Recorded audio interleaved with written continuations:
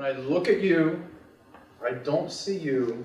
I see my comrades who you're going to be working with.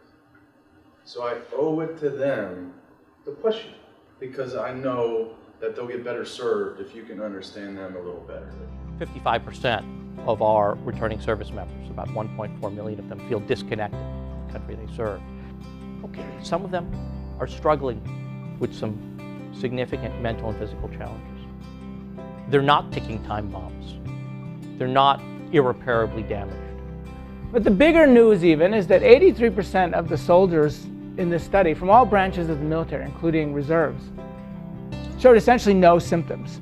The problem is that a lot of soldiers are struggling with transition stress. Going from a context when you are doing something incredibly meaningful, important, dangerous, and you're bonded and you've adapted to it, and you come back. We are the only program in New York City that is incorporating training at the level that we are here.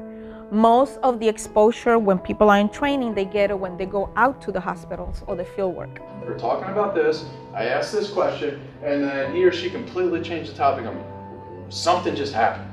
As they're transitioning to the civilian world, how can we draw on those kinds of ways of being in the military to make these folks feel like life is meaningful for them here as civilians? One of the things that we want to do with that is allow ourselves to be sensitive, to try to understand that person from the cultural context that that person comes from.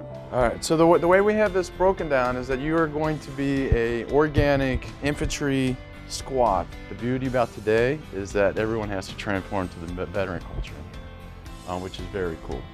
For those of you that were there last night, kind of saw aspects of that. Norman Rockwell painting.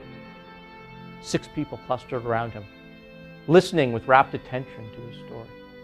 And this is the sort of image that we need to see more of. And so I commend all of you for the work that you're doing, for taking this time out today.